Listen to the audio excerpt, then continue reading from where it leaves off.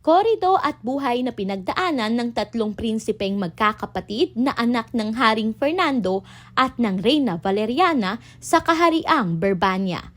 Aralin Siam, ang pagtataksil kay Don Juan, saknong 232 hanggang 274. Pagkatapos makuha ang ibong Adarna, masaya sanang nagsimula ang paglalakbay pauwi ng tatlong prinsipe. Ngunit sa puso ni Don Pedro, unti-unting sumibol ang inggit at sama ng loob dahil si Don Juan ang nagtagumpay.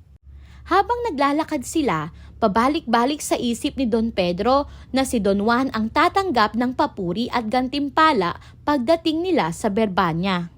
Doon nagsimula ang kanyang masamang balak. Pinilit niyang kumbinsihin si Don Diego na pagtulungan nila si Don Juan upang maitago ang katotohanan at sila na lamang ang kilalaning bayani. Nag-alinlangan si Don Diego, ngunit dahil sa kahinaan ng loob, sumunod din siya. Sa gitna ng kagubatan, bigla nilang sinunggaban at binugbog ang bunsong kapatid. Hindi lumaban si Don Juan, kaya tuloy-tuloy ang kanilang pananakit, suntok, tadyak, hanggang sa durog ang katawan niya at halos mawalan ng malay. Ibinagsak nila ito sa lupa, sugatan at hindi makagalaw. Kinuha ng magkapatid ang Adarna at inuwi sa kaharian. Pagdating sa palasyo, buong kapal ng mukha nilang inangkin ang tagumpay, habang tahimik silang umiwas sa lahat ng tanong tungkol kay Don Juan.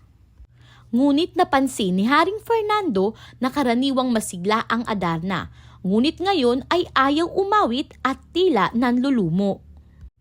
Dahil sa kakaibang kilos ng ibon, nagsimulang maghinala ang hari. Habang nakatitig siya sa Adarna, pakiramdam niya ay may maling nangyari. Biglang nabahala ang ibon at lumuluha. At dito naisip ni Don Juan na kahit malayo siya, kailangan niyang umasa sa Diyos para maligtas. Nagbalik ang tula kay Don Juan na sugatan pa rin at gumagapang sa kagubatan. Kahit naghihirap, nananalangin siya na huwag sana magalit ang ama at sana'y makita niyang muli ang kanyang pamilya.